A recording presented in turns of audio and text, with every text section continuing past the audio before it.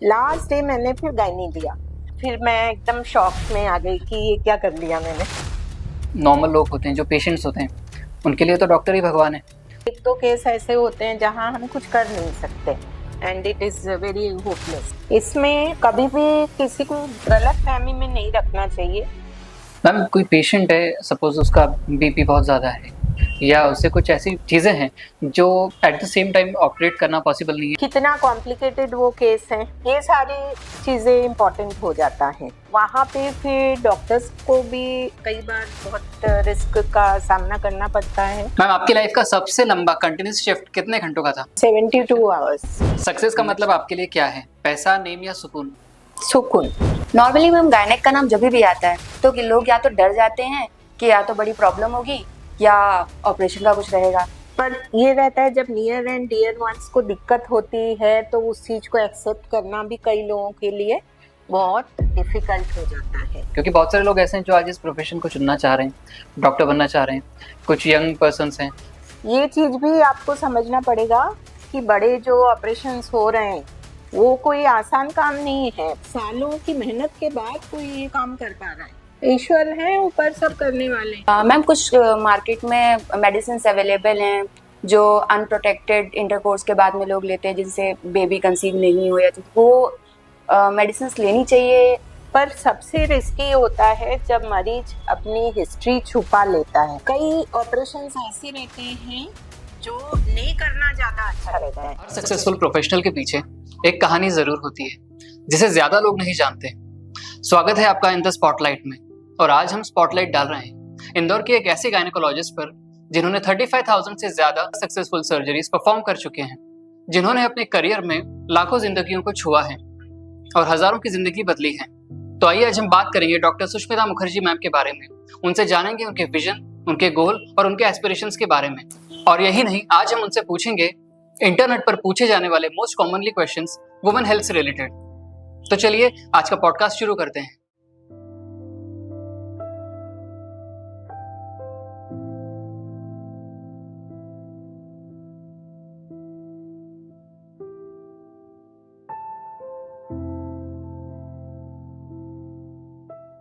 Ma'am, first of all welcome to the show. Thank you हमारे लिए अपना कीमती समय निकालने के लिए। Thank you for inviting me. It is our own show. तो मैम, स्टार्टिंग से शुरू करते हैं। तो मुझे जानना है आपको कब ऐसा इंस्पिरेशन मिला कि आपको डॉक्टर बनना है? मेरी जो फैमिली है, मेरी फैमिली में मेरे दादाजी, नाना जी, मामा जी, चाचा जी सभी डॉक्टर्स हैं। तो बचपन से ही एक माहौल मेडिकल फील्ड वाला बना हुआ था and they were all of them were very inspiring. पर मेरे जो फेवरेट सब्जेक्ट्स थे वो फिजिक्स और मैथ्स थे और मुझे कलकत्ता में इंजीनियरिंग और मेडिकल दोनों में मिला था, पर मुझे बनना डॉक्टर ही था समहाउ। तो इस तरह से फिर बन गए। डॉक्टर्स फैमिली में थे ऑब्वियसली, तो थोड़ा सा इंस्पिरेशन उनसे भी मिला। मैम, गायनेकोलॉजिस्ट ही क्यों, कुछ और क्यों नहीं? इतने सारे स्ट्रीम्स हैं, स्पेशलाइजेशन है, आपने इसी क्यों चूज किया? मेडिकल फील्ड में मेरा पसंद का सब्जेक्ट मेडिसिन था, टू बी वेरी ऑनेस्ट। मतलब ड्यूरिंग माय एमबीबीएस मेरा सबसे फेवरेट किताब हैरिसन था और उसको मैं बहुत एंजॉय करती थी पढ़ने में। और पर मेरा जो इंटर्नशिप का टाइम था, जो ट्रेनिंग पीरियड गायनी में, बहुत अच्छा निकला था। मेरे जो सीनियर्स थे, जो प्रोफेसर्स थे, उन्होंने काफ़ी मुझे काम सिखाए थे। इवन सिजेरियन वगैरह भी मैंने इंटर्नशिप में मिल गया था मुझे करने को। तो समाउ सर्जिकल पार्ट मुझे अच्छा लगने लगा उस समय से। तो लेना तो था पीडियाट्रिक्स या जनरल मेडिसिन। अच्छा। पर लास्ट डे हम लोगों के टाइम में ऐसा होता था कि हाउस जॉब में आप जो सिलेक्ट करते हो तो आपको उसी में ही आगे भी पोस्ट ग्रेजुएशन करना पड़ेगा। तो आपने अगर मेडिसिन सिलेक्ट कर लिया तो हमेशा आपको वही फील्ड। अभी ऐसा नहीं है। अच्छा। तो लास्ट डे मैंने फिर गायनी लिया और गायनी लेने के बाद फिर मैं एकदम शॉक में आ गई कि ये क्या कर लिया मैंने। और काफी रोई भी कि ये क्या हो रहा है, मैंने क्यों ऐसा करा, मेरा इतना फेवरेट सब्जेक्ट मैंने छोड़ दिया। फिर पर ओवर द इयर्स मुझे लगा मैंने ठीक किया एक सेकेंडली मुझे थोड़ा सा ये लगता था कि पीडियाट्रिक्स लूंगी तो बच्चे इतने प्यारे, बीमार बच्चे बड़ा डिप्रेसिंग लगता है मुझे, तो वो एक रीजन था। गायनी ऑब्स्टेटिक्स में हैप्पीनेस बहुत है।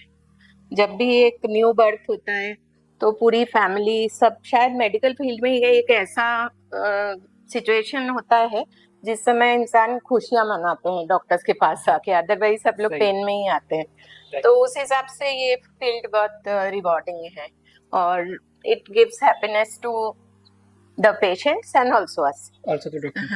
हाँ, इसलिए ये फील्ड अच्छा लगता है। मैम इतने टाइम आपने इस फील्ड को दिया है और आपने काफ़ी जेन्युइनली वर्क किया है, आपको मतलब एक सर्टेन पॉइंट के बाद में ऐसा नहीं लगता था कि मतलब आप डेली बेसिस पे ऐसे लोगों से मिलते हो जिनकी लाइफ में कुछ चीज़ें सही नहीं चल रही हैं, तो वो कभी आपको डिप्रेसिंग नहीं लगा कि आपको डेली बेसिस पे ऐसे ही लोगों से मिलना, या फिर आपको उनको ट्रीट करते हुए ज़्यादा सेटिस्फेक्शन मिलता था कि आपने किसी को बेटर एक लाइफ जीने की अपॉर्चुनिटी दी? सही बात है। देखो, हर डॉक्टर का काम ही ये है कि जो पेन में है उनको पेन फ्री करना। हमारा मेन पूरा जो मेडिकल फील्ड ही है इसके लिए, और उसी में ही डॉक्टर्स खुश होते हैं। एक पेशेंट आए, तकलीफ में आए, परेशानी में आए, और वो उससे हम उसको निकाल के और उसको क्योर करके, हील करके भेज रहे हैं, तो it's all because of God's grace. ईश्वर साथ में होते हैं हमेशा, उनका आशीर्वाद मिलता है तभी जाके हम कर पाते हैं। पर हमारे हाथ से हीलिंग हो रहा है, वो इतना ज्यादा सेटिस्फाइंग है कि उसके सामने ये तो कुछ भी नहीं है। और ये तो हमारा लाइफ टाइम हमको तो सुनना ही है, सबकी तकलीफ फेस करना ही है। Nice ma'am. पर सबसे दिक्कत होती है जब हमको लगता है कि कोई एक दो केस ऐसे होते हैं जहां हम कुछ कर नहीं सकते and it is very hopeless, तो उस सिचुएशन में हमको तकलीफ होती है काफी, और समझाने में, बताने में। ऐसे रेयर रहता है, आजकल इतना ज्यादा एडवांसमेंट हो गया है, कहीं ना कहीं से कुछ रास्ता तो निकल ही जाता है, पर इट डिपेंड्स। मैम लेकिन जो नॉर्मल लोग होते हैं, जो पेशेंट्स होते हैं, उनके लिए तो डॉक्टर ही भगवान है। वो डॉक्टर के पास इस तरह से जाते हैं कि वो उन्हें आशीर्वाद दे के सब ठीक कर देंगे, बट कई बार ये चीज़ें पॉसिबल नहीं होती हैं। कई बार डॉक्टर को पता है कि केस क्या है, कितना रेयर है, कितना डिफिकल्ट केस है, और उसमें जो पेशेंट की एक्सपेक्टेशन एज अ डॉक्टर उनसे है वो काफ़ी अनरियलिस्टिक है। तो ऐसे में पेशेंट काउंसलिंग कितना इंपॉर्टेंट है और वो कैसे किया जाता है जिससे आप पेशेंट को क्लियर सिचुएशन समझा सकें और उसके एक्सपेक्टेशन को उस बाउंड्री तक लेके आ सके जहाँ तक एक्सपेक्ट किया करना सही है। बियॉन्ड अ पॉइंट वो पॉसिबल नहीं है वो चीज़ें, तो उसमें आप कैसे करते हैं? ओवर एक्सपेक्टेशन बहुत डेंजरस है, मैं कह सकती हूँ, दोनों के लिए, डॉक्टर के लिए भी और पेशेंट के लिए भी। इसमें कभी भी किसी को गलत फहमी में नहीं रखना चाहिए, जो प्रैक्टिकली पॉसिबल है वही बताना चाहिए, और पूरा सिनेरियो क्लियरली समझाना बहुत जरूरी है। इसमें घर के वो लोग बैठे जो समझदार हैं, जो मेडिकल फील्ड को थोड़ा बहुत समझते हैं, जो अपने टीम का एक पार्ट बन के पूरा टाइम खड़े हो सकते हैं। पेशेंट के जो बहुत नियर रिलेटिव्स हैं उनका इन्वॉल्वमेंट होना, और कई बार ये उनसे पूरी चीज़ों को बता के उनका कंसेंट लेना, उसको रिकॉर्डेड भी रखते हैं कई बार हम लोग, क्योंकि वो एक इम्पॉर्टेंट एस्पेक्ट है। अदरवाइज कई पेशेंट बहुत ज़्यादा ओवर एक्सपेक्टेशन में आते हैं और रिजल्ट अगर सही नहीं मिलता है तो फिर उनके लिए वो एक्सेप्टेंस नहीं आ पाता है और वो दिक्कत हो जाती है बहुत ज़्यादा। इसी से रिलेटेड एक मेरा क्वेश्चन है कि तरह से आपने कहा है ओवर एक्सपेक्टेशंस को आपको ग्राउंडेड करना पड़ता है, उस केस में मैम डॉक्टर्स को पर्सनल लाइफ के लेके कुछ थ्रेट्स होते हैं या फिर कभी अनकंफर्टेबल फील होते हैं डॉक्टर्स ऐसे पेशेंट को ट्रीट करते वक्त? डिपेंड करता है कि वो पेशेंट किस बैकग्राउंड से हैं, उनका माइंडसेट क्या है, उनका कुछ पास्ट एक्सपीरियंस कुछ हुआ है, कुछ उन्होंने ऐसा लाइफ में कोई अनटूवर्ड इंसिडेंट्स फेस किया है, कितना कॉम्प्लिकेटेड वो केस है, ये सारी चीजें इम्पोर्टेंट हो जाता है। और वहाँ पे फिर डॉक्टर्स को भी कई बार बहुत रिस्क का सामना करना पड़ता है, और ये होना नहीं चाहिए, क्योंकि अभी बहुत सिविलाइज्ड सोसाइटी है और हर चीज अवेलेबल है, हर चीज क्लियर है, इतने सारे इन्वेस्टिगेशंस और सब चीज अवेलेबल है। तो पर ये रहता है जब नियर एंड डियर वंस को दिक्कत होती है तो उस चीज को एक्सेप्ट करना भी कई लोगों के लिए बहुत डिफिकल्ट हो जाता है। जिस पे वो चीज गुजर रही है तो उसी को समझ में आता है कि वो इतना पेनफुल ये है। पर लाइफ में हर चीज स्मूथ भी नहीं होता है, कई चीजों को अपने को एक्सेप्ट करना पड़ता है। तो उस समय डिपेंड करता है कि उनका माइंडसेट, उनका साइकोलॉजी, ये सब चीजें भी इम्पोर्टेंट होता है। मैम, जैसे एक पेशेंट आपको विजिट करता है एंड इन सडन केसेस उस पेशेंट को सर्जरी की भी रिक्वायरमेंट होती है, so from visiting you and then having that surgery done, उस बीच में एज अ डॉक्टर आपकी क्या रिस्पॉन्सिबिलिटी होती है? मैं जो फॉलो करती हूँ उसमें ऐसा रहता है कि patient should be very comfortable with me. एक तो उसको इन एंड आउट ट्रांसपेरेंटली सब चीजें समझाया जाए, उसके मन में जो डर है और जो एंजाइटी है चीजों को लेके उसको क्लैरिफाई करें, उसको जितना संभव कंफर्टेबल करें। उसके कंफर्ट लेवल अगर एक बार बैठने से नहीं समझ में आ रहा है तो काउंसलिंग के लिए रिपीटेड भी कई बार कई पेशेंट को लेके बैठना पड़ता है। और ऐसा नहीं है, पेशेंट्स धीरे धीरे एक विजिट में तो वो कंफर्टेबल नहीं होते, पर जब वो फ्रीक्वेंटली आते हैं, बैठते हैं, समझते हैं चीजों को, धीरे धीरे मैक्सिमम लोग समझते हैं and then they face the surgery very smoothly. फिर उनको और उस समय फिर हमको काम आसान हो जाता है। सर्जरी अपने जगह है, पर अगर पेशेंट बहुत एंशियस है, बहुत ज्यादा नेगेटिविटी है, घर के लोग एकदम स्ट्रेस्ड हैं और बहुत प्रेशर वाला सिचुएशन, स्ट्रेस वाला, तो that is most uncomfortable for doctors also. Doctors should feel very relaxed and comfortable while they operate.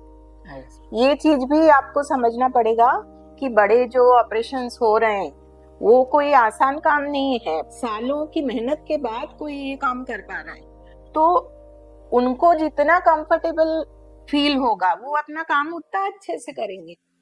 तो पेशेंट पार्ट पे ये बहुत इम्पोर्टेंट ये भी हो जाता है कि आप डॉक्टर को अच्छे से समझे। आपको अगर नहीं समझ में आया, आपको लगा कि नहीं ये ठीक नहीं है, तो you should quit. you go to that person whom you feel is suitable। पर प्रेशर में काम तो नहीं होता अच्छा। Things should move very smoothly. ईश्वर है ऊपर सब करने वाले और डॉक्टर्स करेंगे अच्छा। हर डॉक्टर की कोशिश है कि पेशेंट, उसका पेशेंट सबसे अच्छा रिजल्ट लेके जाए। दुनिया में ऐसा कोई डॉक्टर नहीं है जो चाहेगा कि मेरे पेशेंट को कोई तकलीफ हो, भले एक छोटा इंजेक्शन लगाने की बात हो या बहुत बड़ी सर्जरी हो। नहीं मैम, बहुत अच्छी बात है ये कि हर, और सही भी बात है, डॉक्टर्स जो होते हैं वो अपने पेशेंट को बेस्ट लाइफ पॉसिबल देने की कोशिश करते हैं। पेशेंट से आप बात कर रहे हैं, आप पेशेंट को समझा रहे हैं, काउंसलिंग दे रहे हैं, उस टाइम पे आप पेशेंट में क्या देखते हैं? पेशेंट को आप जब काउंसिल देते हैं, आप उसका ऑब्वियसली आप हर किसी पेशेंट से बैकग्राउंड के बारे में नहीं पूछ सकते हैं, उनका पास्ट एक्सपीरियंसेस नहीं पूछ सकते हैं, बट आप फिर कैसे एनालाइज करते हैं कि ये पेशेंट जो है, ये पेशेंट रिस्की पेशेंट है या फिर ये पेशेंट, कई बार जो कंफर्टेबल पेशेंट्स होते हैं वो तो समझ में आ जाते हैं, बट रिस्की पेशेंट के साथ कैसे डील करते हैं? क्या चीज़ें आप कंसीडर करते हैं उस टाइम पे? पेशेंट की जो हिस्ट्री हमको एकदम जब हम एंट्री होती है मेडिकल फील्ड में, तब से हमको हिस्ट्री पे सबसे ज़्यादा इम्पोर्टेंस दिया जाता है, हमको सिखाया गया है। और उसमें family history, medical history, personal history, obstetric history, मतलब हर चीज़ का, हॉस्पिटलाइजेशन की हिस्ट्री है कि नहीं, कोई ब्लड ट्रांसफ्यूजन कब हुआ है कि नहीं। पर सबसे रिस्की होता है जब मरीज अपनी हिस्ट्री छुपा लेता है। मरीज डॉक्टर को बताता ही नहीं है कि मेरे साथ पहले ऐसा ऐसा ऐसा हो चुका है। I think that is the worst situation. और ये कुछ पेशेंट करते हैं, उनको ये डर रहता है कि हम ये चीज़ अगर बता दिए तो डॉक्टर ऑपरेशन नहीं करेंगे, ट्रीटमेंट में दिक्कत आएगी। कई ऑपरेशंस ऐसे रहते हैं जो नहीं करना ज़्यादा अच्छा रहता है। ऐसे सिचुएशंस रहते हैं जिसमें इनऑपरेबल होते हैं वो। और ऐसे सिचुएशन में कई पेशेंट इंटरनली उनको ये लगता है कि किसी भी हालत में हम उसको करा लें, और वो कई बार अपने को कई सारे इम्पोर्टेंट हिस्ट्री छुपा लेते हैं।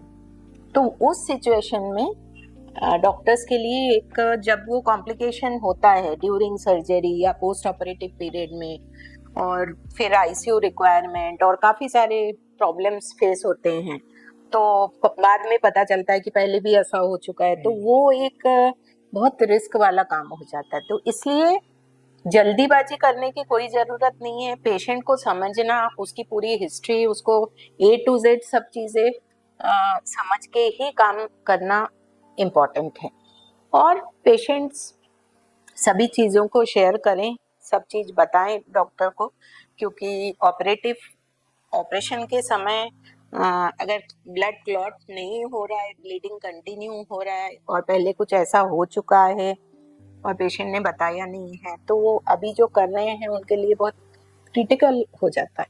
मैम, कोई पेशेंट है, सपोज उसका बीपी बहुत ज़्यादा है, या उससे कुछ ऐसी चीज़ें हैं जो at the same time operate करना पॉसिबल नहीं है, या फिर रिस्क ज़्यादा है, उस केस में फिर क्या किया जाता है? पेशेंट को हम फिट करते हैं। ओके। हर पेशेंट फिट होके नहीं आते हैं, फिर वहाँ इन्वॉल्व होते हैं फिजिशियंस और दूसरे फील्ड के डॉक्टर्स, जैसे डायबिटीज़ हैं तो एंडोक्रिनोलॉजिस्ट आएंगे, अगर उनको हेमेटोलॉजिकल कोई प्रॉब्लम है जैसे आईटीपी, इडियोपैथिक थ्रोम्बोसाइटोपेनिक परप्यूरा है, जिनके प्लेटलेट्स बहुत कम होते हैं, या उनको थैलेसीमिया है, इस टाइप के एग्जाम्पल बता रही हूँ, सिकल सेल है, तो वहाँ हेमेटोलॉजिस्ट का ओपिनियन लिया जाता है, जनरल फिजिशियन, कार्डियोलॉजिस्ट का ओपिनियन, अगर कोई कार्डियक इशू है तो फिर उनका वो एक्सपर्ट ओपिनियन से उस पेशेंट को हम ऑपरेशन लायक बनाते हैं। उनके सारे पैरामीटर्स को सेट किया जाता है, उनका बीपी कंट्रोल किया जाता है, उनको सारे मेडिकेशंस प्री ऑपरेटिवली सब देके, जब हमें लगता है विथ ऑल रिस्क एक्सप्लेन, फिर हम उसको सर्जरी के लिए लेते हैं। मैम, सर्जरीज आप काफ़ी टाइम से परफॉर्म कर रहे हैं, मेडिकल जो साइंस है उसका जो इवोल्यूशन रहा है आपके स्टार्ट से लेके अभी तक में, सर्जरीज में क्या एडवांसमेंट हुए हैं, और क्या अभी सर्जरीज करना ज़्यादा आसान है, या फिर जो पुराना टाइम था उस समय ज़्यादा आसान था? सर्जरी आसान है कि कॉम्प्लिकेटेड है, टोटली डिपेंड करता है बहुत सारे फैक्टर्स पे, कि आपका पेशेंट कैसा है, आप कौन से सेटअप में ऑपरेट कर रहे हैं, आपके एनेस्थेटिस्ट कैसे हैं, बेहोश करने वाले वो कितने कॉम्पिटेंट हैं, आपने पेशेंट को कितना फिट करके ऑपरेशन में लिया है, कैसे प्रिपेयर किया है उनको, फिर आपकी एक्सपर्टीज, आपका एक्सपीरियंस, आपने कितने कॉम्प्लिकेटेड केसेस करे हुए हैं, आपको जो थियोरेटिकल नॉलेज कितना है चीज़ों के बारे में, क्योंकि सिर्फ सर्जरी करने से नहीं होता है, आपको आपकी थ्योरी भी उतनी ही स्ट्रांग चाहिए होता है। तो ये सारे फैक्टर्स के बाद ही एक कोई प्रॉपर सर्जरी कर सकते हैं। तो पुराने टाइम में ज़्यादातर ओपन सर्जरीज होते थे, जिसमें एब्डोमेन को हम ओपन करते थे और फिर सर्जरी करते थे। आज की तारीख में ज़्यादातर सर्जरीज दूरबीन से, यानी कि लेप्रोस्कोपी से होता है। इवन अभी रोबोटिक्स भी आ गया है, और ये मिनिमली इन्वेसिव सर्जरी होती है, जिसमें कि हम की होल सर्जरी करते हैं, छोटे छोटे छेद करके वहीं पे से स्कोप डाल देते हैं, और काफ़ी लंबे लंबे इंस्ट्रूमेंट्स होते हैं, और पूरा जो इंटरनल पिक्चर है वो मॉनिटर में देखते हुए फिर हम ऑपरेट करते हैं। इसमें पेशेंट कुछ घंटों में ही खड़े हो जाते हैं, चलने लगते हैं, खाने पीने लगते हैं, अपना काम खुद ही कर लेते हैं, फिर पेशेंट बहुत जल्दी ऑफिस जाने लगते हैं। तो इस तरह से इसमें रिकवरी बहुत अच्छी होती है, इंटरनल व्यू बहुत बेटर मिलता है। आजकल एंडोस्कोपी से हर फील्ड में ही सर्जरी हो रही है, सिर्फ गायनी ऑब्स्टेटिक्स में नहीं, हर एक में। पर एक ही कंडीशन जहाँ हम ये नहीं यूज कर सकते वो है सिजेरियन। सिजेरियन में हमको ओपन करना ही पड़ता है, ये भी दूरबीन से नहीं आ सकता है। नहीं हो सकता है। Right ma'am. मैम, ओटी में एक अच्छा सर्जन तो बहुत इम्पोर्टेंट है, बट उसकी टीम वो कितनी इम्पोर्टेंट होती है? टीम सपोर्ट बहुत ज़्यादा इम्पोर्टेंट होता है, क्योंकि जो मेरे असिस्टेंट हैं वो हर स्टेप में उनको पता है कि मैं अब क्या करने वाली हूँ और मुझे कौन सा इंस्ट्रूमेंट चाहिए और मुझे कैसे फील्ड को क्लियर दिखाना है, मुझे कैमरा कैसे कहाँ पे फोकस करना है, उनको मुझे कहाँ पे थोड़ा सा ऐसे करें कि मेरा काम थोड़ा इजी हो जाए, फास्ट हो जाए, नीट हो जाए। तो असिस्टेंट का तो बहुत ही ज़्यादा बड़ा रोल है। एंड एनेस्थेटिस्ट जो बेहोशी वाले होते हैं वो भी मतलब उनके बगैर तो हम कोई काम कर ही नहीं सकते। उनका ऐसा रहता है कि वो पेशेंट को रिसीव करके उनको कंफर्टेबल करके फिर उनको एनेस्थेशिया दे के पूरा पेन फ्री कर देते हैं। और इवन अभी एनेस्थेशिया इतना एडवांस्ड हो गया है कि पोस्ट ऑपरेटिव पेन भी नहीं होता है पेशेंट्स को, वो इस तरह से उसको हैंडल करते हैं। कई सारे मेडिकेशंस आ गए हैं जो ऑपरेशन के दौरान और बाद में भी यूज किया जाता है जिससे पेशेंट टोटली पेन फ्री रहते हैं। तो एनेस्थेटिस्ट का तो बहुत बड़ा रोल है। इसके अलावा हमारे ओटी के जो स्टाफ है वो भी बहुत ज़्यादा उनका इम्पोर्टेंस है और वो काफ़ी एक्सपीरियंस्ड होते हैं। हमारे सारे इंस्ट्रूमेंट्स को प्रॉपर वे में देना, ड्रेपिंग्स को देना, ओटी का जो स्टेरिलिटी उसको मेंटेन करना, ओटी की एक डिग्निटी होती है उसको मेंटेन करना, डिसिप्लिन होता है, वो सारी चीज़ें वो देखते हैं और वो काफ़ी एक्सपीरियंस्ड होते हैं और वो सर्जिकली भी काफ़ी कुछ कर लेते हैं। तो उनका भी बहुत बड़ा रोल रहता है। उनकी हर चीज़ में नज़र रहती है कि हम कौन से इंस्ट्रूमेंट ले रहे हैं, कितने मॉप्स यूज़ कर रहे हैं। एनेस्थीसिया स्टेशन में भी टेक्नीशियंस होते हैं जो सारी चीज़ों को मैनेज करते हैं और ये एक पूरा बड़ा सा टीम होता है। उसके बाद ही एक पेशेंट का ऑपरेशन सक्सेसफुल होता है। यानी ओटी एक टीम एफर्ट है rather than just team. Single surgeon operation नहीं कर सकता कोई unless he is provided with all these things properly. तभी अच्छे से ऑपरेशन हो पाता है। ये सारे रिक्वायरमेंट्स जरूरी है और ये प्रोटोकॉल्स हैं, इसको अपने को फॉलो करना होता है और इंस्ट्रूमेंट काउंट सब चीज इम्पोर्टेंट होता है। ओटी के बाद में जब सर्जरी परफॉर्म हो जाती है पेशेंट्स के साथ में, तो पोस्ट ऑपरेटिव क्या केयर की रिक्वायरमेंट होती है पेशेंट को और कैसे आप उसको अचीव करते हो? पोस्ट ऑपरेटिव केयर वेरी करता है, डिपेंड करता है कि सर्जरी आपने कौन सी करी, कितनी देर की करी, कितना कॉम्प्लिकेटेड था, पेशेंट कितना मतलब उसके पैरामीटर्स कैसे थे, ये सब चीजें मतलब ड्यूरिंग ओटी उसको कोई दिक्कत हुई कि नहीं, ये सब चीजें भी ध्यान में रखना पड़ता है। पर पोस्ट ऑपरेटिव टाइम बहुत ज़्यादा इम्पोर्टेंट होता है। उस समय पेशेंट का पल्स, ब्लड प्रेशर, रेस्पिरेशन, उसका यूरिन का आउटपुट, ये सारे जो वाइटल्स बोलते हैं, वाइटल पैरामीटर्स होते हैं, उसको हर वक्त मॉनिटर करना पड़ता है क्योंकि वो एक एनेस्थीसिया से निकल के आए हैं और उनके साथ एक सर्जरी हुई है। तो उस समय ब्लीडिंग का डर रहता है, बीपी बहुत कम भी हो सकता है, बहुत ज़्यादा हो सकता है, उनके रेस्पिरेशन में चेंजेस आ सकते हैं। कई सारे केसेस में कुछ डेंजरस कॉम्प्लिकेशन भी कई बार, जैसे कि एम्बोलिज्म इस टाइप का हो सकता है। जो एम्बोलिज्म मतलब कहीं पे क्लॉट बन गया है और वो ब्लड वेसल में से जा रहा है और जाके कोई एक मेजर वेसल को ब्लॉक कर दिया, जैसे पल्मोनरी वेसल को ब्लॉक कर दिया, तो इमीडिएटली पेशेंट को दिक्कत हो सकती है। और कई पेशेंट को इवन आईसीयू की ज़रूरत, इंटेंसिव मॉनिटरिंग ज़रूरत पड़ती है। तो हमको कैटेगराइज करके रखना पड़ता है कि हाँ, ये पेशेंट हम ऑपरेट कर रहे हैं, इतनी देर की रहेगी, ये एनेस्थीसिया रहेगा, इसका पोस्ट ऑप केयर इतनी देर में पेशेंट विल बी मोर और लेस कंफर्टेबल। कुछ पेशेंट में वो चीज़ लंबे समय के लिए अपने को मॉनिटरिंग लगती है। और भी फिजिशियंस कई बार इन्वॉल्व होते हैं, इंटेंसिविस्ट्स का बहुत बड़ा रोल होता है, जहाँ जैसे पेशेंट ओटी में बहुत ज़्यादा ब्लीड कर रही है वैसा वाला, जैसे एंटीपार्टम हेमरेज या पोस्टपार्टम हेमरेज के पेशेंट हैं, तो उन पेशेंट्स में मॉनिटरिंग आईसीयू में इंटेंसिविस्ट का बहुत बड़ा वहाँ रोल हो जाता है, आईसीयू स्टाफ का बहुत बड़ा रोल हो जाता है। कई बार उनको ब्लड, प्लाज्मा, प्लेटलेट्स, क्रायोप्रेसिपिटेट, ये सारी चीज़ें लगाना पड़ता है और सिचुएशन कुछ समय तक मैनेजेबल धीरे धीरे होता है। वेंटिलेशन की कई बार जरूरत पड़ती है, तो ये सारी चीजों में ध्यान रखना पड़ता है। पर average most of the cases जो रूटीन में, जहाँ रूटीन सर्जरीज हो रही है, वहाँ मोर और लेस बिना आईसीयू के भी अच्छे से वार्ड में मॉनिटरिंग हो जाती है। कितने टाइप का होता है ये पोस्ट ऑपरेटिव क्रिटिकल पीरियड?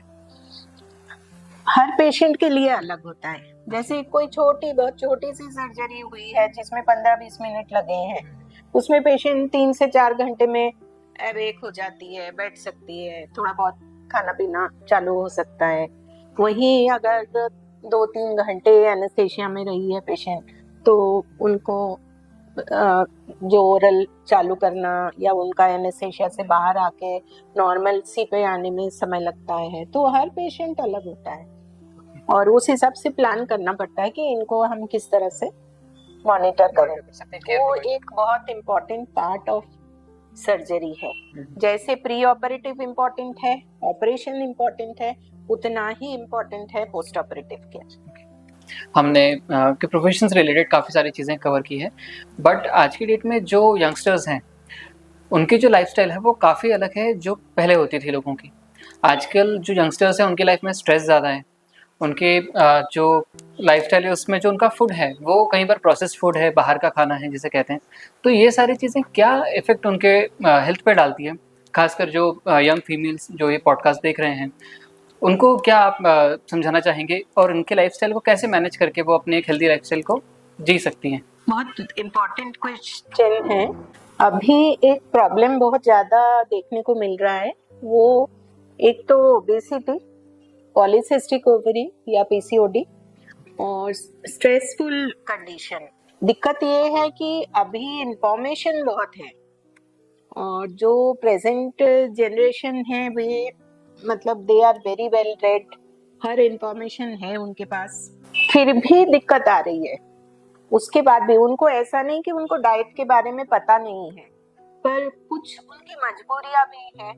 जैसे बहुत ज्यादा हेक्टिक शेड्यूल है, बहुत ज्यादा कॉम्पिटिटिव एनवायरनमेंट है, जिसमें मैंने देखा है कॉम्पिटिटिव एग्जाम्स के लिए वो 10-10, 12-12 घंटे एक जगह बैठ के कोचिंग ले रहे हैं। तो उनका जो मेटाबॉलिज्म है वो इतना स्लो हो जा रहा है, नेचुरली उनका शेड्यूल इतना ज़्यादा हेक्टिक है, तो डाइट पे जो प्रॉपर डाइट का जो फोकस है, जो मिल रहा है वही खाना पड़ रहा है। हॉस्टल में रह रहे हैं, घर से दूर रह रहे हैं, एजुकेशन के पर्पज से उनको जो उनका लाइफस्टाइल एक काफ़ी दिक्कत वाला हो गया है। वहाँ पे उनको एडवाइस देना कि आप रेगुलर डाइट प्रॉपर लो, टाइम से एक्सरसाइज करो, उनके पास समय ही नहीं है और वो माइंडसेट भी नहीं है क्योंकि माहौल ही ऐसा कॉम्पिटिटिव है। yes. पर उनको समझाना, रिपीटेड काउंसलिंग और उनको कुछ आसान तरीके बताना जिससे कि वो उनका लाइफस्टाइल को कुछ हद तक प्रॉपर कर सके। जिसमें जैसे फॉर एग्जांपल जैसे जो कोचिंग में हैं, जो जा रहे हैं, उनको मैं ये एडवाइस करती हूँ कि एक तो आप वॉक करके जाओ, आप जितना पॉसिबल है टू व्हीलर या कुछ इस टाइप के अगर अवॉइड कर सकते हो, जाना आना जाना आप वॉकिंग में कर लो। आपको थोड़ा भी ब्रेक मिले तो कम से कम 2-4 बार स्टेयर्स आप ऊपर नीचे कर लें, थोड़ा सा सामने कहीं थोड़ा सा रनिंग करके आ जाए। सुबह उठ के अगर 10-15 मिनट सूर्य नमस्कार कर सकते हैं, जिसमें कि 25, 30, 40 अगर सूर्य नमस्कार भी कर लिए तो होल बॉडी स्ट्रेचिंग हो जाती है, ब्लड फ्लो हो जाता है, पॉजिटिविटी आ जाती है। अब वो इतने ज़्यादा ऑक्यूपाइड हैं, घंटों पढ़ाई, फिर आके फिर पढ़ाई, लेट नाइट स्टडीज, और उस समय फिर ये रहता है कि बाहर से कुछ भी मंगा के खा रहे हैं। तो उनको थोड़ा सा काउंसलिंग बार बार कि आप ज़्यादा अपने हेल्दी डाइट पे, उनको ऐसा नहीं कि उनको पता नहीं है, सबको पता है, दे आर वेरी अपडेटेड, हर चीज़ समझते भी हैं। ओनली ये प्रेशर के कारण दिक्कत आ रही है और वो ओवरऑल देखा जा रहा है कि बहुत ज़्यादा ये प्रॉब्लम आ रहा है। तो इसको कहीं ना कहीं अपने को टैकल तो करना पड़ेगा, पेरेंट्स को भी इन्वॉल्व होना पड़ेगा, हम डॉक्टर्स को भी इन्वॉल्व होना पड़ेगा, हो जाएगा धीरे धीरे। पेरेंटिंग कितनी इम्पोर्टेंट होती है जब आप भी ग्रो हो रहे थे एज अ चाइल्ड, जब आप अडल्टहुड में जा रहे थे, सो पेरेंटिंग कितनी इम्पोर्टेंट होती है और किस टाइप की पेरेंटिंग ज़्यादा आज की डेट में वर्क करती है या इन्फ्लुएंशियल होती है, जिस केस में आपका आपके बच्चों के साथ में भी एक बॉन्ड है, उनका आपके साथ में एक ट्रस्ट इन्वॉल्व है जिसमें वो आपसे सब चीज़ें शेयर कर सकें। कई बार ये होता है कि बच्चे जो होते हैं वो पेरेंट्स से बाय फेस तो हर चीज़ में एग्री करते हैं, बट बहुत सारे उनके कॉम्प्लिकेशंस ऐसे होते हैं जो वो शेयर नहीं कर पाते हैं, कई बार बाहर रह रहे हैं। तो किस टाइप की पेरेंटिंग आज की डेट में इम्पोर्टेंट है?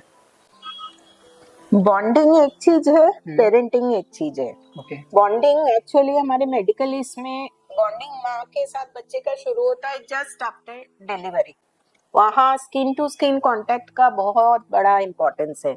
डिलीवरी होते से मदर के चेस्ट के ऊपर बेबी को रखना चाहिए, इवन नॉर्मल हो या सिजेरियन हो, इमीडिएटली ब्रेस्ट फीडिंग कराना चाहिए। और जितना स्किन कांटेक्ट होता है उतना बेबी का रेस्पिरेशन, उसका जो टेम्परेचर, सभी चीज़ें स्टेबलाइज होता है और बेबी माँ के साथ उसका बॉन्डिंग बहुत अच्छा होने लगता है। फीडिंग सक्सेसफुल रहता है, आगे जाके वो बच्चा एक्सक्लूसिव ब्रेस्ट फीडिंग पे हो जाता है। तो इसलिए बॉन्डिंग शुरू तो तब से होता है जैसे ही बच्चा पैदा हुआ। Parenting is a huge responsibility of parents. हमारे समय का पेरेंटिंग, अभी का पेरेंटिंग, दोनों में बहुत फर्क है, क्योंकि हम उस समय इतना ज़्यादा नॉलेज एक्सपोजर नहीं था। पेरेंट्स जो भी बोलते थे उसको मानना पड़ता था और उसको फॉलो करना पड़ता था। अभी सबके पास इंफॉर्मेशन बहुत है, दे आर वेरी अपडेटेड, हर चीज़ जानते हैं, तो इसलिए उनको उस तरह से बताने का कोई मतलब नहीं है। बट पेरेंट्स का डेफिनेटली रोल सबसे इम्पोर्टेंट ये है, ट्रांसपेरेंसी एंड कम्युनिकेशन। बच्चे के साथ कम्युनिकेशन इतना क्लियर कट होना चाहिए कि बच्चा, उसका मतलब ऐसा कोई चीज नहीं है जो छुपाए, हर चीज को शेयर करे, हर चीज को बोले, चाहे वो चीज पेरेंट्स को अच्छा लगे या ना लगे, उनको समझना पड़ेगा, उनके साथ रहना पड़ेगा, हर उनके डिसीजन में बैठना पड़ेगा। इसी से सब चीज़ें प्रॉपर हो सकता है। कम्युनिकेशन गैप हुआ तो कॉन्सिक्वेंसेस कई बार दिक्कत हो जाती है।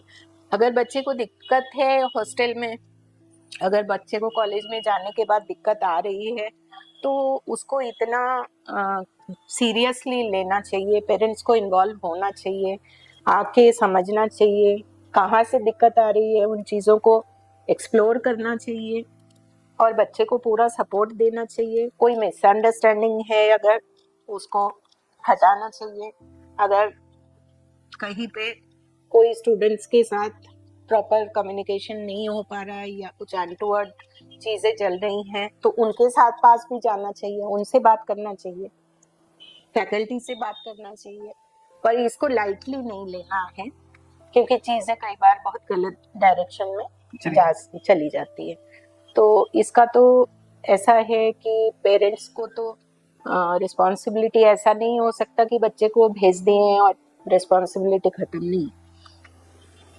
इन्वॉल्वमेंट तो जरूरी उनके as a support. Okay ma'am, जब आप डॉक्टर से अपग्रेड होकर एक मदर बने थे, तो उस टाइम पे जो आपका प्रोफेशन है एज ए गायनेकोलॉजिस्ट, आपने कैसे आपकी लाइफ को बैलेंस किया, अपने बेबी के साथ में भी और अपने प्रोफेशन के साथ में भी, और प्रायोरिटीज क्या थी आपकी? मेरा बेटा जो हुआ था, थोड़ा वजन कम था उसका, थोड़ा सा ग्रोथ रिटार्डेड बेबी, और ये इसलिए था कि मेरे को बहुत सीवियर वॉमिटिंग्स होते थे पूरे 9 मंथ्स, एंड मेरा तो वेट गेन हुआ ही नहीं था हालांकि। तो इस सिचुएशन में डॉक्टर्स जो न्यूनेटोलॉजिस्ट थे, उनका कहना था कि एक्सक्लूसिव ब्रेस्ट फीडिंग ज़रूरी है। तो मैंने वही कोशिश करी थी शुरू के 4-5 महीने।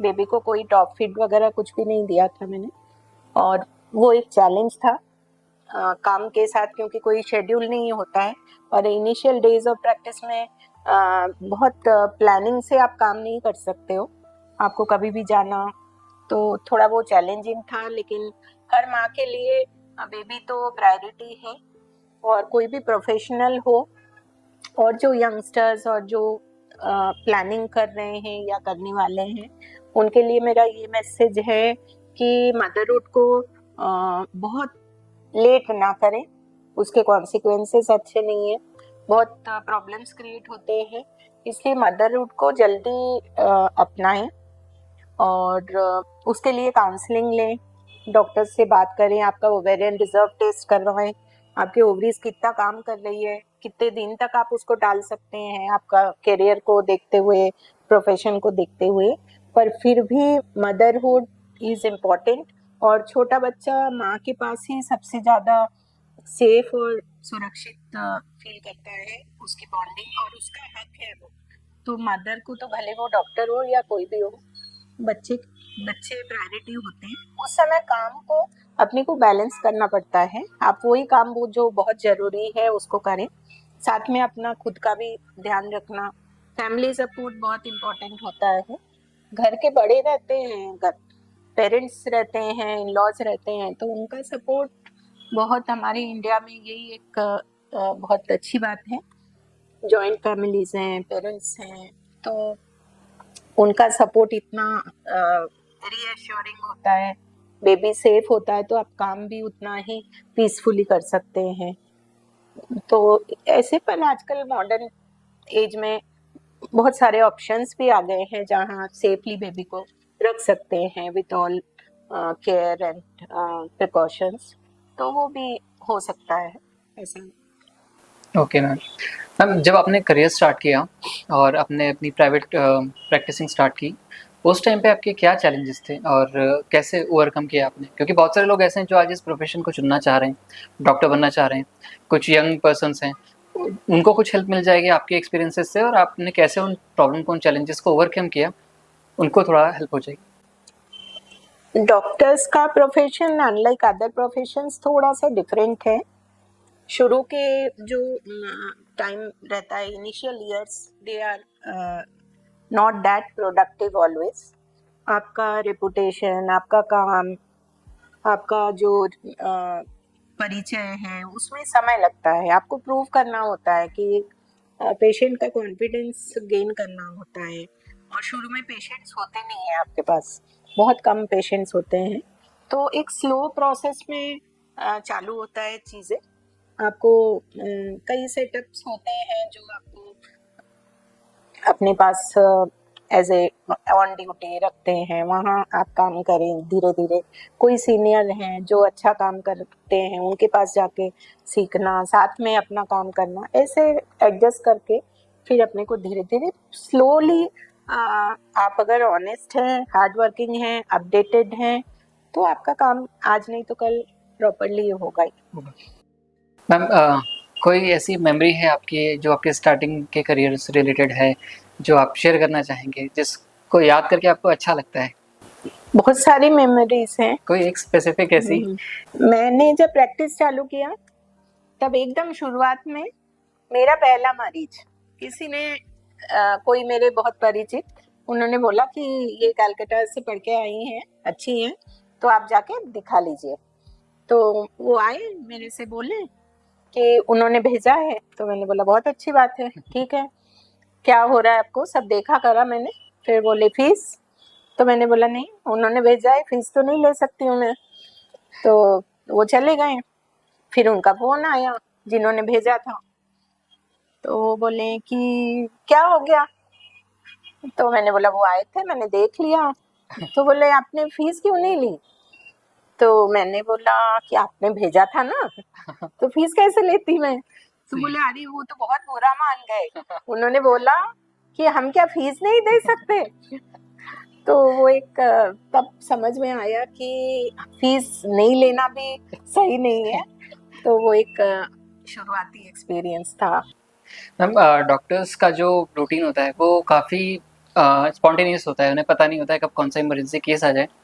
बट जब आप डॉक्टर बन रहे थे, जो आपका चाइल्डहुड था, तो वो ऐसा डिसिप्लिन था, या फिर उसमें भी इस तरह की स्पॉन्टेनियस चीज़ें आपने देखी, क्योंकि आपके फैमिली में काफ़ी डॉक्टर्स थे, तो कैसा था आपका चाइल्डहुड? हम लोगों को एक है, डॉक्टर फैमिली से होते हैं तो हमको थोड़ा सा आइडियाज तो होते ही है कि डॉक्टर्स का जो लाइफस्टाइल है वो अलग ही होता है। मतलब वहाँ मतलब एकदम रूटीन जैसे लोग अपना लाइफ जीते हैं वैसा नहीं कर सकते हैं. It is all mostly dedicated to patients primarily. तो उसमें आपका कब सो रहे हैं, कब खा रहे हैं, कब अपने, कई बार ऐसा है कि घर में गेस्ट है पर आपको जाना है, मतलब जाना है, आप मूवी हॉल में बैठे हैं, मूवी देख रहे हैं. बहुत बार हुआ है, बहुत इनिशियल ईयर्स में. अभी तो खैर जाती नहीं हूँ, मतलब जाने का टाइम भी नहीं होता और आजकल टीवी में भी काफी कुछ देखने को हो जाता है. पर एक टाइम था तब मूवीज हॉल में जाके, पर ऐसा शायद ही कभी होगा कि मूवी देखते समय 2 बार ना उठना पड़े, उठ के फिर जाओ. तो ऐसा रहता है. फिर हम लोगों का जैसे फेस्टिवल्स हैं तो उस समय बाकी लोग पूरा टाइम ही छुट्टी लेके एंजॉय करेंगे, पर हम लोगों को हमेशा एकदम रेडी रहना पड़ता है. और वो डॉक्टर्स का माइंडसेट ऐसा होता है कि उस समय उनको और कुछ नहीं दिखता है. रात को 2 बजे कॉल आया, आप कितने ही थके हो, कॉल एक बार में ही उठेगा. सभी डॉक्टर्स के साथ यही है. और उसके बाद फिर आपको जाना है, मतलब फिर ना नींद आएगी ना आप कुछ और सोचेंगे, आपको पहुंचना है, ओटी करना है या कोई भी इमरजेंसी है. तो वो हमारा ट्रेनिंग है, वो हमारा माइंडसेट है.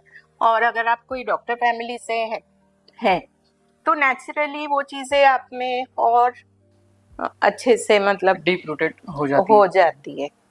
ऐसा मैम, अभी रहता भी है. आपको कहीं पर जाना पड़ता होगा? अभी आज रात को ही 1:30-2 बजे ही लौटी हूँ. अच्छा. हाँ, तो हम लोगों को ऑब्स्टेटिक्स में डिलीवरीज वगैरह में तो कभी भी कॉल्स आ जाता पे आया पड़ता है. और कई सारे इमरजेंसीज भी रहते हैं जिसमें कभी भी जाने का, वो सभी डॉक्टर्स के हर एक के फील्ड में होता है. हाँ, और सर्जरी, गायनी ऑब्स्टेटिक्स, इन सब में ज्यादा होता है. सो थोड़ा सा पीछे चलते हैं मैम. आप कुछ स्कूलिंग मेमोरीज आपके हो कि अगर आप शेयर स्कूल करें? के मेमोरीज, आज मैं जो कुछ भी हूँ, स्कूल का बहुत बड़ा रोल है. क्योंकि मैं सेंट्रल स्कूल केंद्रीय विद्यालय आर्मी बैरकपुर से पढ़ी हुई हूँ.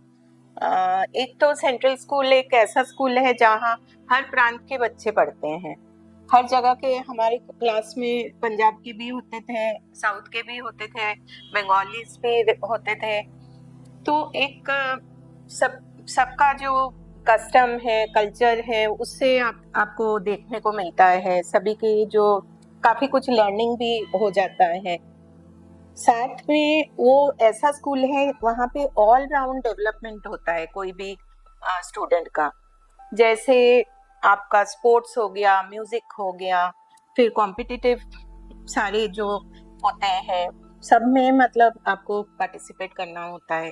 प्रेयर्स कराती थी मैं, मतलब हारमोनियम वगैरह मैंने खुद नहीं सीखे, और प्रेयर में उसको बजा के पूरा नेशनल एंथम अस्तो माँ सद्गमय हमारा प्रेयर था वो. और काफी लंबा प्रेयर होता था, करीब 1 घंटा 1 घंटे के करीब, और वो मुझे ही कराना होता था. तो that is an excellent memory. Secondly, हमारे जो एनुअल फंक्शंस होते थे that used to be grand, क्योंकि आर्मी कैंपस में थे और आर्मी इन्वॉल्व होते थे उसमें. तो उनका बैंड, हमारे स्पोर्ट्स डे में उनका बैंड हमारे साथ होते थे. और उनका जो वहाँ के जो ग्राउंड्स और वो सब थे वो भी बहुत ग्रैंड थे, बहुत ज़्यादा ग्रीनरी, पेड़ पौधे बहुत ज़्यादा. और मुझे बहुत अच्छा लगता था डेकोरेशन जो करते थे आर्मी के जो स्टाफ होते थे.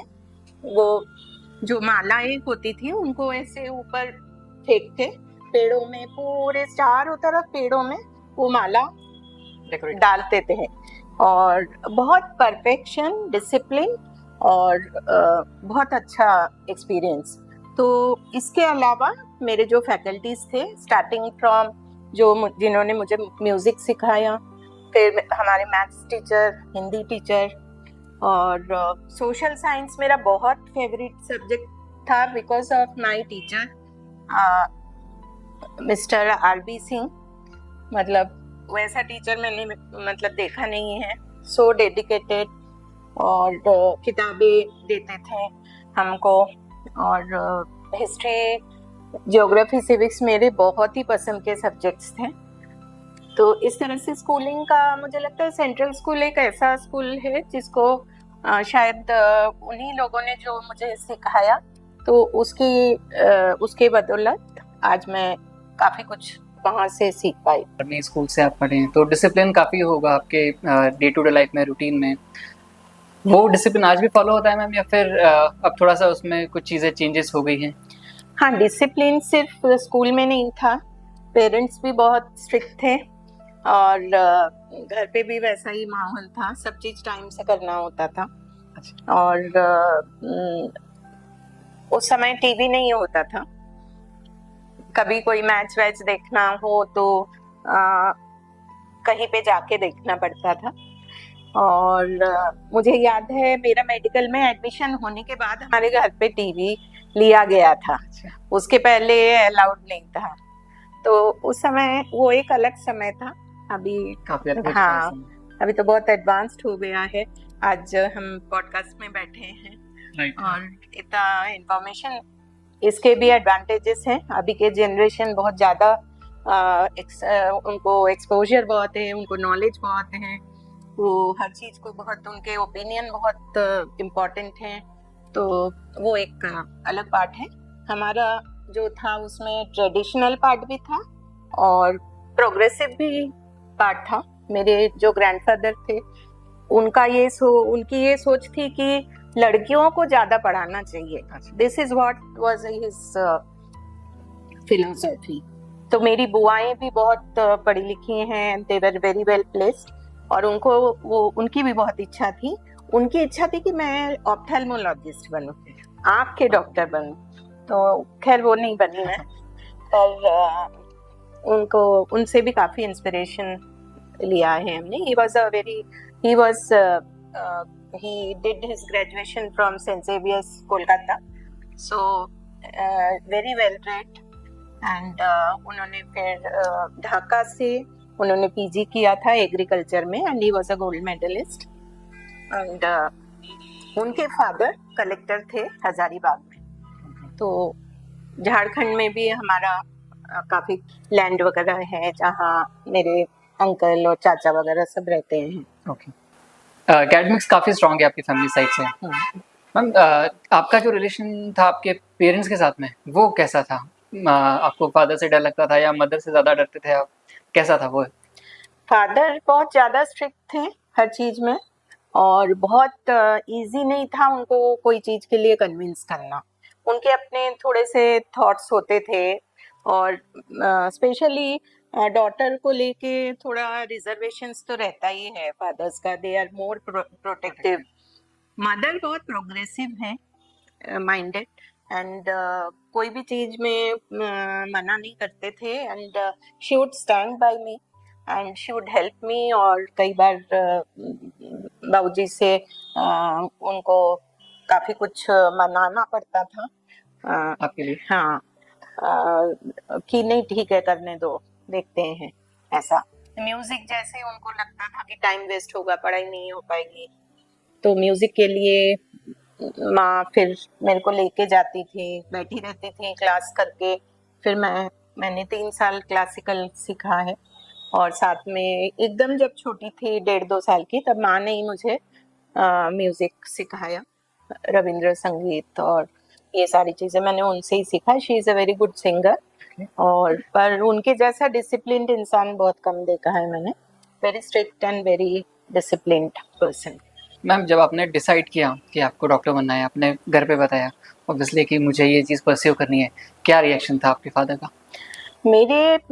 मुझे मेडिकल कॉलेज कोलकाता में मिला था, जो शुरू के 150 बच्चों को मिलता है वेस्ट बंगाल में। उसके लिए मुझे जो सीबीएसई बोर्ड से वेस्ट बंगाल बोर्ड में भी चेंज करना पड़ा था। उसके लिए भी काफ़ी संघर्ष हुआ, क्योंकि कॉलेज जो था वो बहुत दूर था, 2-2.5 घंटे लगते थे मेरे घर से। हमारा एक लैंग्वेज हिंदी और एक इंग्लिश। कलकत्ता में मोस्ट ऑफ द कॉलेजेस में, स्कूल्स में बंगाली पढ़ाया जाता है, तो इसलिए बहुत कम कॉलेजेस में 11th में आप अगर शिफ्ट हो रहे हो तो बहुत कम कॉलेजेस होते थे, तो काफ़ी दूर एडमिशन हो रहा था। तो इसलिए उस समय भी थोड़ा सा हेजिटेशन था शायद। हाँ, बहुत दूर जाना पड़ता अच्छा। था।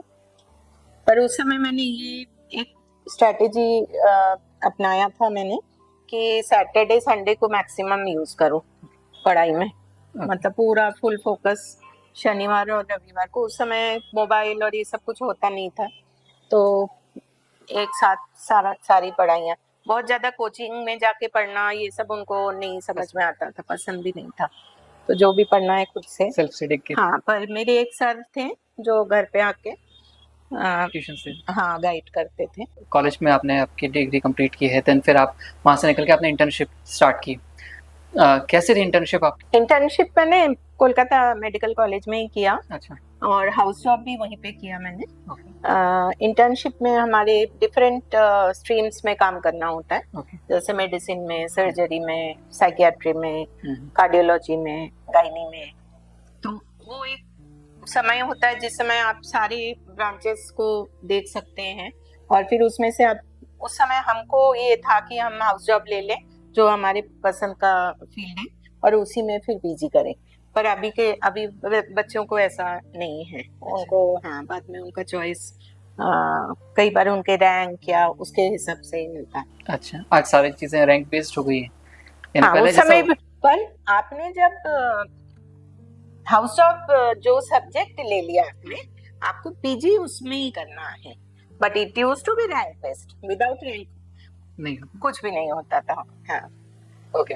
मेरा जो डिप्लोमा था वो कोलकाता एंट्रेंस से हुआ था, और जो पोस्ट गए एमडी वो ऑल इंडिया एंट्रेंस दे के फिर उसमें किया था मैंने। सो मैम, जो इंटर्नशिप आपने किया था उसमें आपने फर्स्ट सिजरियन भी उसी में किया है, तो क्या था वो एक्सपीरियंस एंड क्या सीखने को मिला उससे आपको? मेरे जो गाइड थे इंटर्नशिप में, मेरे जो यूनिट हेड थे, वो काफ़ी मतलब मैं काफ़ी सिंसियरली काम करती थी। इंटर्नशिप में कई बार लोग इतना इंटरेस्ट नहीं लेते थे, पर मैं almost as a house surgeon वैसे काम करती थी, तो उनको भी अच्छा लगता था। तो उन्होंने एक दिन सडनली बोला कि सुष्मिता तुम करो, तो आई वॉज वेरी सरप्राइज। अच्छा, मेरे साथ वाले सब खड़े हैं और वो उनको भी लगा कि अरे इसको दे रहे हैं पर मैंने किया, उसको अच्छे से करा मैंने। अच्छा। और सर खड़े थे साथ में। It was, I still remember, it was very satisfying. हाँ, आपके सीनियर्स ने आप पे बिलीव किया और आप उस पे हाँ, खरे उतरे, तो आपको एक हाँ, अच्छा ही फीलिंग आई होगी अंदर से, हाँ। Obviously ma'am. बट मैम, जैसे हमारे व्यूअर्स ने भी एमबीबीएस, मुन्ना भाई एमबीबीएस मूवी देखी है और हम सभी ने देखी होगी, तो उसमें जैसे हाथ कांपते हैं संजय दत्त के, आपके कांपते थे वैसे उस टाइम पे? नहीं, First उतरने के time एक्चुअली हम लोगों को स्टेप वाइज सब चीजें सिखाया जाता है। जैसे हमको सबसे पहले इंजेक्शन लगाना, ड्रेसिंग करना, फिर छोटे छोटे टांके लगाना, ऐसे ही करके हमको धीरे धीरे एक्लिमेटाइज किया जाता है एक्चुअली, और ट्रेन किया जाता है। तो ऐसा नहीं होता है कि कोई फर्स्ट सीजन के दिन पहली बार कोई सर्जिकल एक्सपीरियंस हो रहा है, उसके पहले डिलीवरी के समय जो टांके लगते हैं वो हम लगा चुके होते हैं, और काफी सारे कट्स वगैरह रिपेयर करे हुए होते हैं, कई तरह के ड्रेसिंग्स करे हुए होते हैं, इंक्लूडिंग बर्न्स के ड्रेसिंग्स, और तो बहुत सारा एक्सपोजर होता है, तो इसलिए वैसा तो नहीं कुछ हुआ। मैम, इतने टाइम इस प्रोफेशन को देने के बाद में अभी आप जब पीछे मुड़ के देखते हो तो आपको क्या लगता है आपने सारे गोल्स अचीव किए, जो आपके एस्पिरेशंस थे, जो आपके इंस्पिरेशन थे, उनका जो इन्फ्लुएंस आपके लाइफ पर था, तो आज आपने वो सारी चीज़ें, आपके ड्रीम्स को अचीव किया है या अभी भी कुछ चीज़ें बाकी हैं? कैसे देखते हो आप लाइफ को आज? डॉक्टर्स के लिए एक फुल स्टॉप लेना पॉसिबल नहीं होता है, क्योंकि हर रोज कुछ अपडेटिंग हो रहा है, नई चीजें आ रही, तो उनको सीखना, उनको इम्प्लीमेंट करना, ये सभी डॉक्टर्स की इच्छा रहती है। और सर्जिकल फील्ड में भी काफी कुछ जैसे लेप्रोस्कोपी हो गया, फिर उसके बाद फिर अभी रोबोटिक्स का काफी चल रहा है, तो ऐसा तो कभी लगा नहीं। हाँ, बहुत ग्रेटिट्यूड मेरे मेंटर्स, मेरी गाइड प्रोफेसर शोभा चक्रवर्ती, जिन्होंने जो एमडी के टाइम मुझे गाइड किए, मेरे मेडिकल कॉलेज के सारे फैकल्टी, मेरे स्कूल के टीचर्स, मेरे पेरेंट्स, उनका आशीर्वाद सब को देखते हुए, और सबसे इम्पोर्टेंट जो पेशेंट्स, जो मरीज जो मेरे पे ट्रस्ट किए, उनको मुझे मौका दिया उन्होंने उनको ट्रीट करने का, उनको मेरे पे ट्रस्ट किए, वो उसके बगैर तो कोई डॉक्टर बन ही नहीं सकता। और उन्होंने कई बार बहुत अप्रिशिएट किए, कई बार हम उसके हकदार होते हैं, कई बार नहीं भी होते हैं, फिर भी कई लोग आउट ऑफ द वे आपको अप्रिशिएट करते हैं। मैक्सिमम पेशेंट्स ऐसे ही रहते हैं जो काफ़ी ग्रेटफुल होते हैं और वो सब चीज़ें वो ब्लेस भी करते हैं, तो उन चीज़ों का बहुत फुलफिलिंग लाइफ लगता है। तो मेडिकल प्रोफेशन में दिक्कत है, बहुत हेक्टिक है, बहुत मेहनत है, पर फुलफिलिंग भी बहुत होता है, ऐसा है। पर फुल स्टॉप तो शायद नहीं लेना चाहिए कभी। फुल स्टॉप लग गया तो फिर ग्रोथ नहीं हो ग्रोथ सकती। हर इंसान को, कोई भी फील्ड हो, उसमें आपको ग्रोथ के तरफ ही रहे, एवरीडे चेंजेस, अपडेटिंग, तो उससे आपका मन भी लगा रहता है, नई चीज़ें सीखना, और उससे आप एनर्जेटिक रहते हैं, पॉजिटिविटी रहती है। मैम, ये तो आपकी जर्नी के बारे में हमने बात की है और आपके प्रोफेशन से रिलेटेड बात की है। अब हमारी टीम ने कुछ मैम ऐसे क्वेश्चंस निकाले जो इंटरनेट पे बहुत पॉपुलर हैं रिगार्डिंग वुमेन्स हेल्थ। तो मैं चाहूँगा कि अपने मेरी टीममेट को मैं इनवाइट करूँ और वो आपसे कुछ उनसे रिलेटेड क्वेश्चंस पूछें। जरूर। Good afternoon ma'am. Normally ma'am gynaec का नाम जब भी आता है तो कि लोग या तो डर जाते हैं कि या तो बड़ी प्रॉब्लम होगी या ऑपरेशन का कुछ रहेगा। तो नॉर्मल लाइफ में गायनेक का रोल कब स्टार्ट होता है? ऐसा कोई फिक्स टाइम नहीं है जहाँ एकदम गायनी के पास जाना ही जरूरी है। जैसे कम एज है, अगर एक्सेस ब्लीडिंग हो रहा है, साइकिल्स बहुत इरेगुलर हो रहा है, बहुत ज़्यादा वेट गेन हो रहा है, ये सारे पीसीओडी के सिम्टम्स हो सकते हैं, या बहुत एक्सेसिव पीरियड पेन हो रहा है, तो उस समय कंसल्ट कर लेना चाहिए, क्योंकि सभी चीज़ें नॉर्मल नहीं होता है, कुछ पैथोलॉजी भी हो सकता है।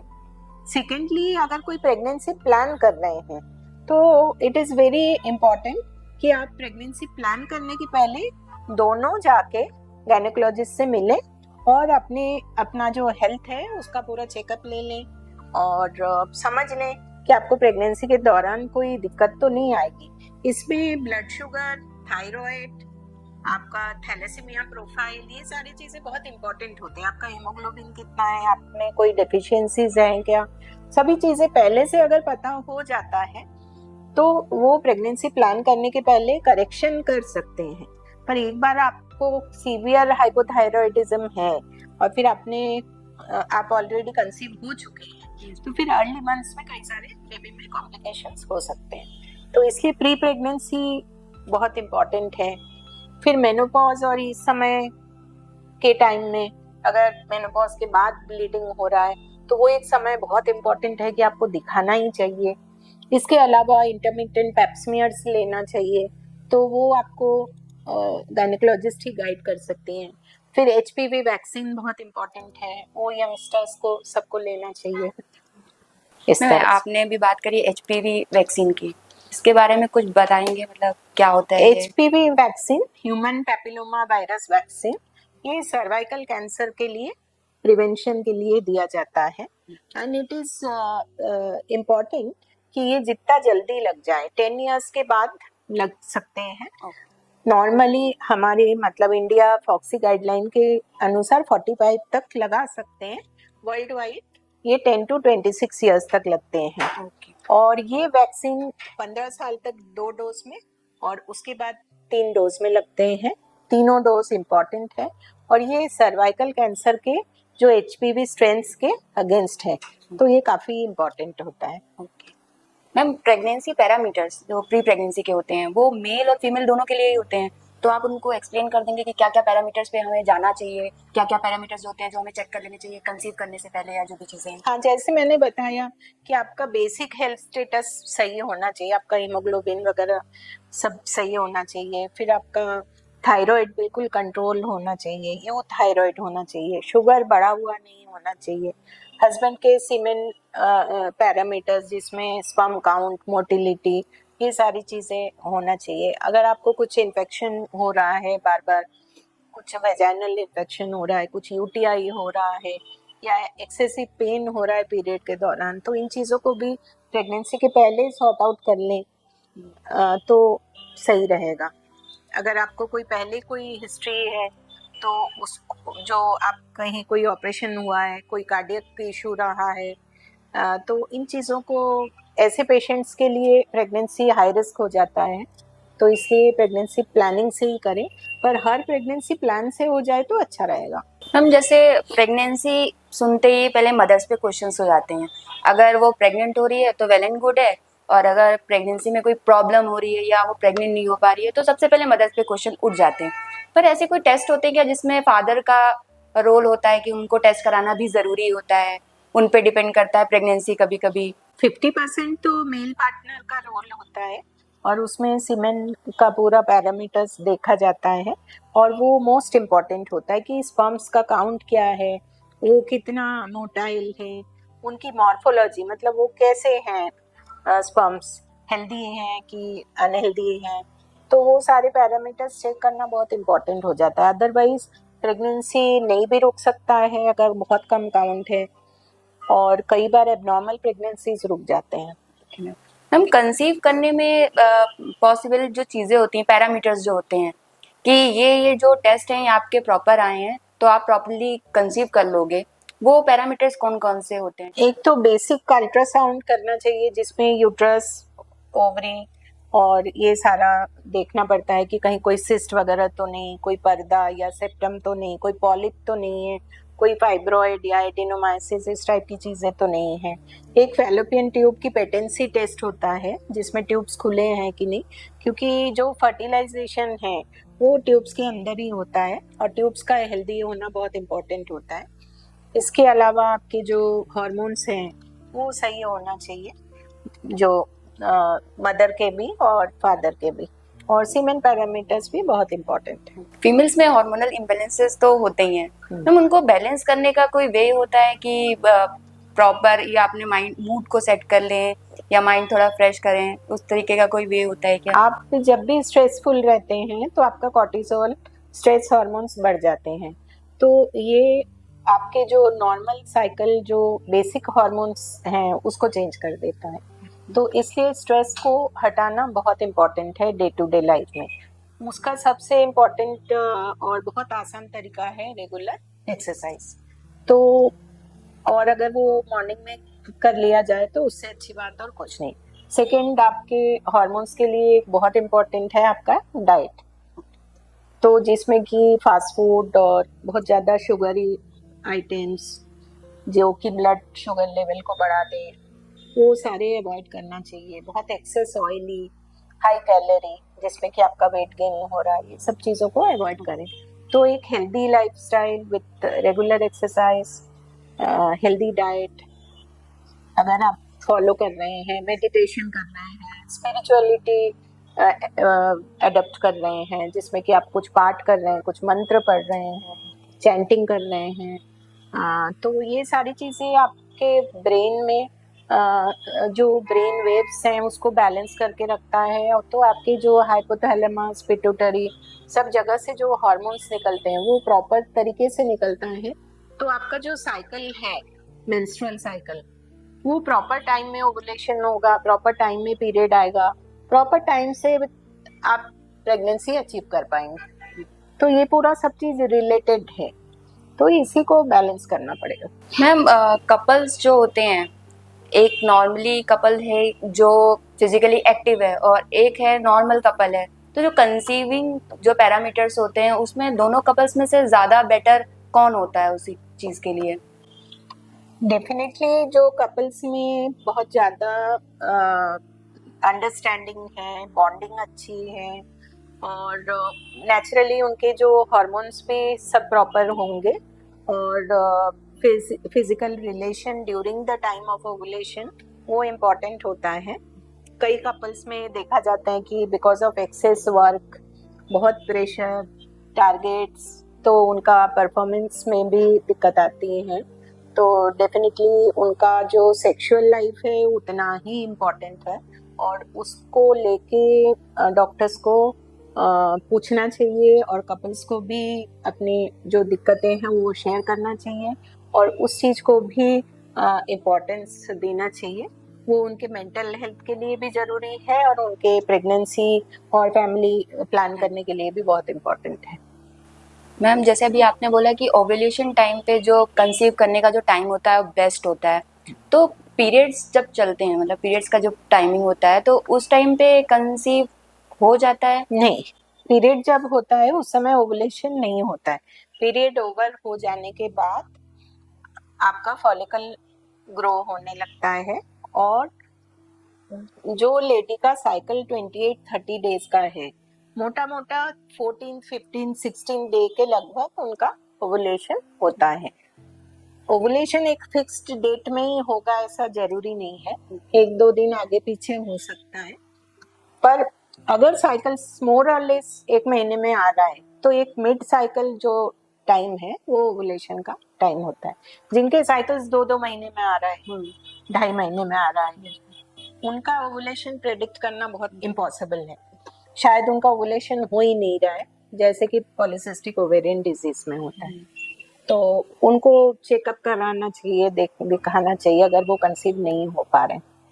इक्वली इम्पोर्टेंट है जिनके साइकिल्स बिल्कुल जल्दी आ रहे हैं, 15 दिन में ही साइकिल आ रहा है, 20 डेज में ही आ रहा है, तो उनके लिए भी चीज़ें इन्वेस्टिगेट करके समझना चाहिए कि कहाँ दिक्कत आ रही है।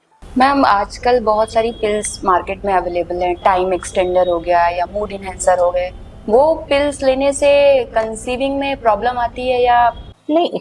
इसमें मेरा एक ही एडवाइस रहेगा कि अगर आपको मेंस्ट्रुएशन को पोस्टपोन करना है तो आप पिल्स डॉक्टर के एडवाइस से लें, ना कि मेडिकल स्टोर पे जाके कोई सी भी गोली उसने पकड़ा दिया वो आप ले रहे हैं, तो उसमें फिर दिक्कत आती है। तो आप क्वालिफाइड डॉक्टर के पास जाएंगे तो वो आपको प्रॉपर गाइडेंस के साथ बता देंगे, और शॉर्ट टर्म कुछ दवाइयाँ आती है, उससे ऐसा कोई मेजर कोई इशू नहीं आता है, आप कंफर्टेबली ले सकते हैं। आप पूजा है या कोई मेजर इवेंट है तो यू कैन प्लान अकॉर्डिंगली, कोई दिक्कत नहीं है। पर मूड एलिवेटर्स और ये सब चीज़ें, इनमें फर्टिलिटी इश्यूज आ सकते हैं, हार्मोनल इश्यूज आ सकते हैं। मेरा यही मैसेज रहेगा कि कोई भी मेडिकेशन जो आप अपने मन से ले रहे हैं उसके बारे में डॉक्टर से ज़रूर सलाह ले लें, specially if you are in the child bearing age और आप प्रेगनेंसी प्लान कर रहे हैं, क्योंकि कई बार आपने गलत गोली ले ली और कंसीव हो गए तो इवन अबॉर्शन तक कराना पड़ सकता है। मैम कुछ मार्केट में मेडिसिन अवेलेबल हैं जो अनप्रोटेक्टेड इंटरकोर्स के बाद में लोग लेते हैं, जिनसे बेबी कंसीव नहीं हो, या वो मेडिसिन लेनी चाहिए और बार बार लेने से कोई इश्यूज होते हैं क्या उनसे? ये हार्मोनल पिल्स होते हैं, इनको इमरजेंसी कॉन्ट्रासेप्टिव पिल बोलते हैं। ये जैसे नाम ही समझ में आ रहा है कि ये इमरजेंसी में लिया जाना चाहिए। जब आपने प्रोटेक्शन लिया और वो फेल हो गया तब आप 6 महीने में या साल में एक बार ले रहे हैं तो ठीक है, अदरवाइज ये रिपीटेड इंटेक से कई बार आपकी साइकिल्स बहुत डिस्टर्ब हो जाते हैं और बहुत सारे इश्यूज शुरू हो जाते हैं, फिर आपको कंसल्ट करना, उसका ट्रीटमेंट लेना, क्योंकि ये होते हैं हार्मोन से। Okay ma'am. मैम पॉडकास्ट को कंक्लूड करने से पहले कुछ रैपिड फायर क्वेश्चंस हैं जो हम लोग चाहते हैं जिनका जवाब आप दीजिए। ओके।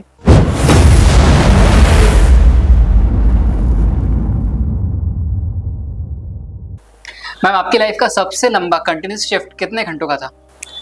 72 आवर्स।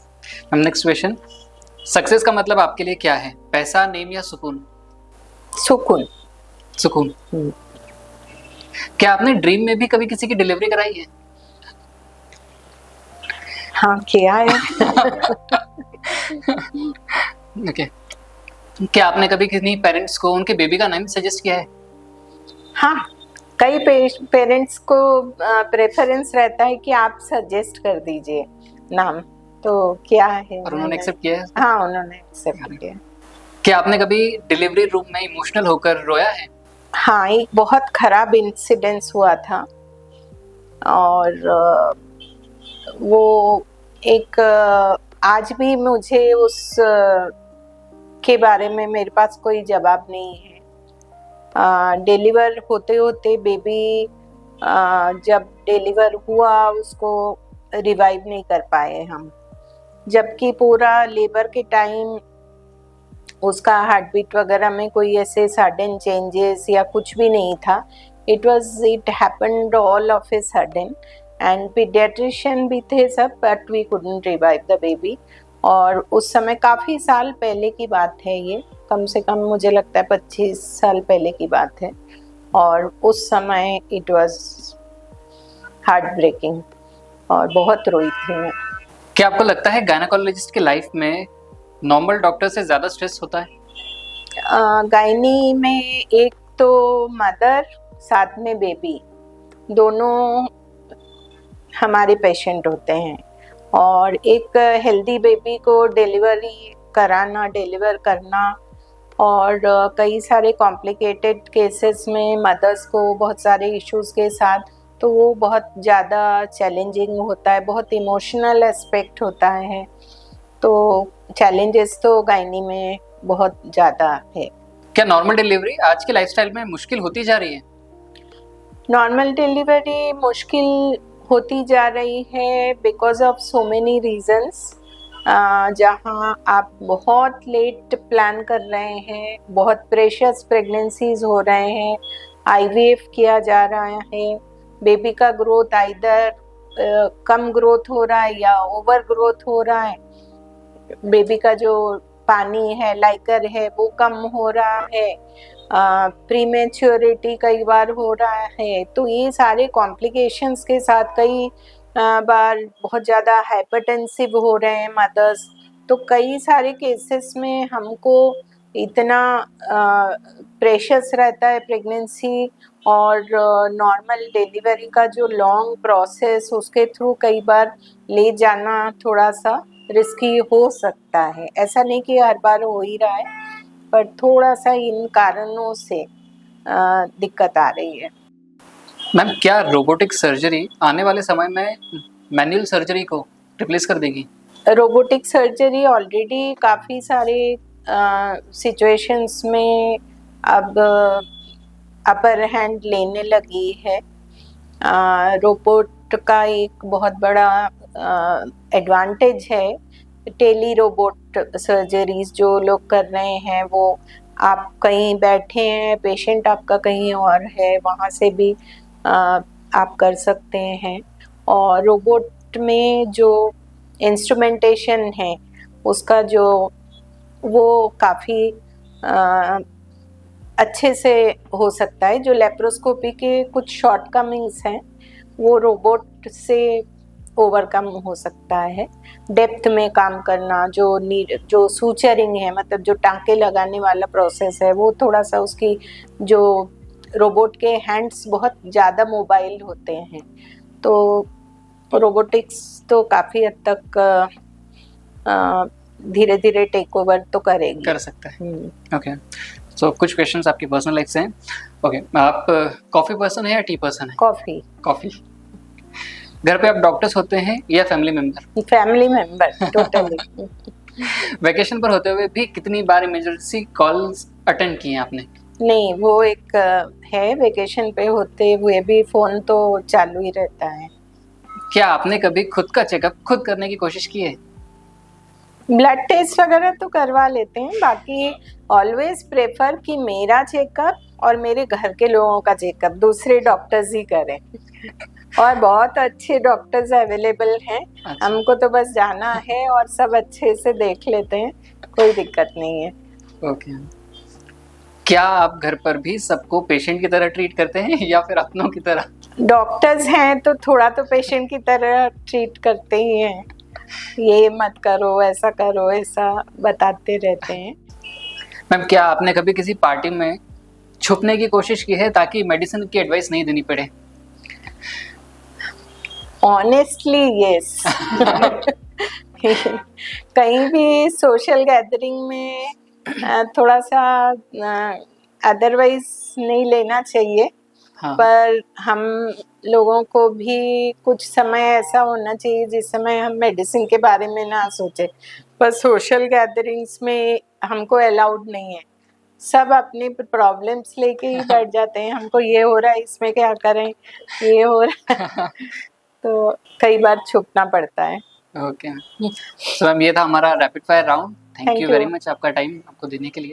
मैम लास्टली, अगर आप आज के यंग जनरेशन को या नए पेरेंट्स को कुछ एडवाइस देना चाहें, या उन लोगों को जो अभी एडल्टहुड में जा रहे हैं, तो कुछ उनके लिए कुछ एडवाइस। एक तो यंगस्टर्स के लिए मेरा ये एडवाइस है कि जो सेक्सुअल हैबिट्स हैं उसको बहुत प्रॉपर रखें। प्रोटेक्शन, स्पेशली जो सेक्सुअली ट्रांसमिटेड डिजीजेस उनका बड़ा डर है, तो उस चीज़ के बारे में कई बार नॉलेज नहीं होता है, या नॉलेज जो है वो सही नहीं होता है। तो डॉक्टर्स बहुत ओपन माइंडेड हैं, डर वाली कोई बात नहीं है। आप कभी भी आ सकते हैं, डिस्कस कर सकते हैं। अगर आप एडल्ट हैं तो आपके राइट्स हैं, तो उसमें कोई प्रॉब्लम नहीं है। पर चीज़ें बिल्कुल ऐसा होना चाहिए जो कि आपके फ्यूचर लाइफ को अफेक्ट ना करें। जैसे कि अबॉर्शंस नहीं होने चाहिए, मल्टीपल टाइम्स आप पिल्स नहीं लें, और इन्फेक्शंस नहीं होना चाहिए, क्योंकि ये आगे के लाइफ में आपके प्रेगनेंसी और इन चीज़ों में दिक्कत हो सकती है। जो पेरेंट्स प्लान कर रहे हैं प्रेगनेंसी, उनके लिए है कि वो रेगुलर अपना प्री प्रेगनेंसी एक चेकअप, काउंसलिंग ज़रूर अटेंड करें, अपने जो भी रेस्पेक्टिव डॉक्टर्स हैं, और अपने हेल्थ इश्यूज़ को समझें, अपना प्रेगनेंसी को प्लान करें, और एक टारगेट कर लें कि अभी शादी हुई इतने टाइम बाद करना है, तो वो सूटेबल है कि नहीं उसको समझें, ना कि अपने मन से ये कर लें। क्योंकि मेरे पास आते हैं पेशेंट 7 साल से मैरिड हैं, 8 साल से मैरिड हैं, दे हैव नॉट प्लान, और अब जब आए हैं तब थोड़ा सा एज का इशू आ रहा है, तो ये चीज़ें ठीक नहीं है।